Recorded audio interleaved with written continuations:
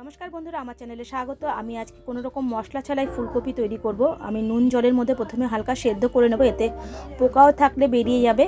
আর হালকা একটু সেদ্ধ করে নিলে যে কপির যে গন্ধটা চলে যাবে। আমি টমেটোটাকে সেদ্ধ করে নেব, আর এইরকমভাবে সেদ্ধটা হবে ফুলকপিটা। আর টমেটোটাকে আমি পেস্ট করে নেব। আমি বেশি পরিমাণে টমেটো দিয়েছি এবং হালকা করে এরকমভাবে নুন দিয়ে সামান্য হলুদ দিয়ে আমি ফুলকপিটাকে ভেজে নেব। এরকমভাবে ভেজে নিয়ে তারপরে আমি তুলব, কারণ এখন আর ফুলকপিটা কিন্তু এখনও সেইভাবে পরিপুক্ত হয়নি, সেই জন্য একটু ভাপিয়ে নিয়েছি। এবং ভাপিয়ে নিলে পরেও ফুলকপির টেস্ট খুব ভালো হয়। সামান্য সাদা জিরে, তেজপাতা, গরম মশলা আর শুকনো লঙ্কা আর কয়েকটা দিয়ে দেবো কাঁচা লঙ্কা। কাঁচা লঙ্কাটা একটু বেশি পরিমাণে দেবো, আর সামান্য একটু আদা, আর দিয়ে দেবো ভাজা জিরে গুঁড়ো 1 চামচ।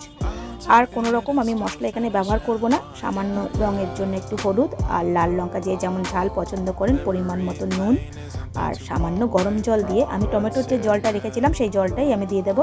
সামান্য কাশ্মীরি লঙ্কা দিয়ে দিয়েছি, তাহলে কালারটা খুব সুন্দর হবে, এটাতে কিন্তু ঝাল হবে না। এইভাবে দিয়ে ভালো করে একটু বেশি পরিমাণে টমেটোটা দিলে খেতে খুবই ভালো হয় এবং খুব ভালো করে কষাতে হবে, তাহলে কিন্তু টমেটোর যে টেস্টটা পাওয়া যাবে। আর ভাজা ফুলকপিগুলোকে এর মধ্যে আস্তে আস্তে দিয়ে গরম জল দিয়ে আমি এটাকে ভালো করে তৈরি করে নেব। আর এর মধ্যে সামান্য একটু চিনি দিয়ে দেব, তাহলে টেস্টটা আরও সুন্দর হবে। আর একটু ঘি, একটু গরম মশলা গুঁড়ো দিয়েছি। আপনারা যদি না চান নাও দিতে পারেন, কেননা প্রথমে যে আমি দিয়েছিলাম সেই জন্য আমি অল্প পরিমাণেই দিয়েছি। এইভাবে পরিবেশন করে আপনি রুটি পরোটার সাথে খেতে পারেন, খুবই ভালো হয়।